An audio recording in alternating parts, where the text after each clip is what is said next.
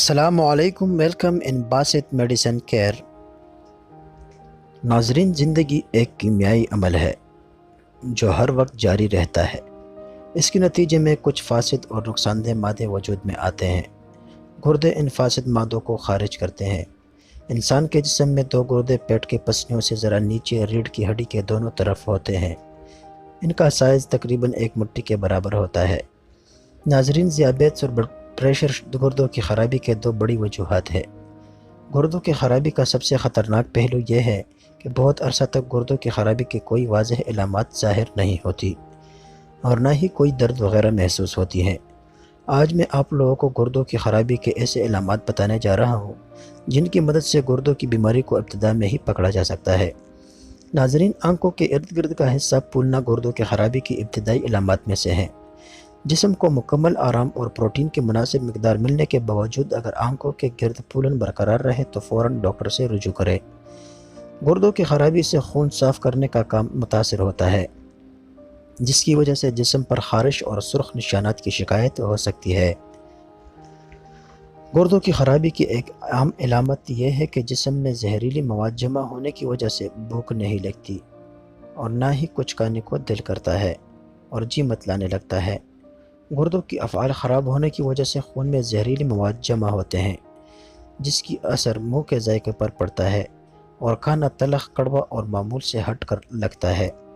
گوشت کھانے کا لطف ختم ہو جاتا ہے اور سانسوں میں بدبو پیدا ہو جاتی ہے۔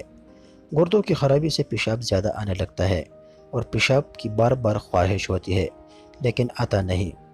پیشاب کی وجہ سے راتوں کو جاگنا پڑتا ہے۔ پیشاب زیادہ جاگدار اور پیشاب میں خون بھی آ سکتی ہے۔ گردوں کی خرابی کے مریضوں میں بے خوابی کی شکایت پیدا ہو جاتی ہے۔ اس کے علاوہ نیند کے دوران سانس لینے میں مشکل کا عارضہ بھی پیش آ سکتا ہے۔ گردوں کی خرابی سے جسم میں ہیموگلوبن کی سطح کم ہونے سے خون کی کمی واقع ہو جاتی ہے، جس کی وجہ سے ہر وقت تھکاوٹ اور غنودگی محسوس ہوتی ہے۔ خون میں پوٹاشیم کی مقدار بڑھنے سے دل کی دھڑکن میں غیر معمولی تیزی آ جاتی ہے۔